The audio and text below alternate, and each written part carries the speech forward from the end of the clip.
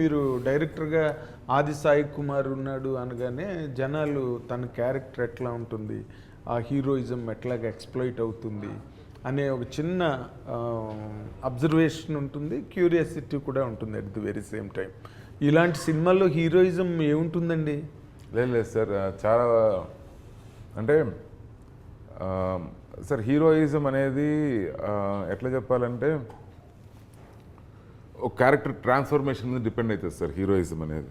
అంటే ఒక ఫైట్ అట్లని కాకుండా లైక్ ఓవరాల్గా క్యారెక్టర్ ట్రావెల్ ఎలా ఉంటుంది, ఆ ట్రావెల్లో వచ్చే ఇదేముంటుంది, అట్లా హీరోది చాలా డెప్త్ ఉన్న క్యారెక్టర్ సార్ దీంట్లో.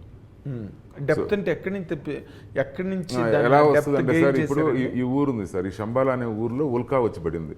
ఓకే, ఉల్కా అంటే తెలుసు కదా సార్, ఉల్కా అంటే మెటీరియర్, ఆడియన్స్ కోసం మెటీరియర్. సో ఆ ఉల్కా వచ్చి పడ్డప్పుడు ఊర్లో చాలా మిస్టీరియస్ థింగ్స్ అన్ని జరుగుతుంటాయి సార్. కానీ ఆ ఊరేమి ఒక రిలీజియస్ ఊరు, సూపర్ డూపర్ రిలీజియస్, అంటే రిలీజియస్గా ఉండే ఊరు అనమాట.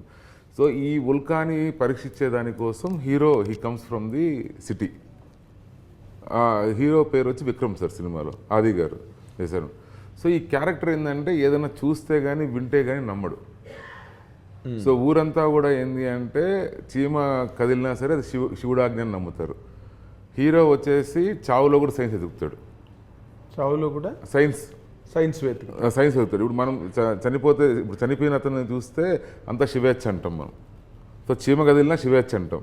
ఇది ఊరు ఇదన్నమాట, వాళ్ళ కన్వెన్షన్ అది. సో హీరోది ఏంటంటే ఏం జరిగినా సరే there is science behind that. ఇది హీరో ఒక స్ట్రాంగ్ బిలీఫ్.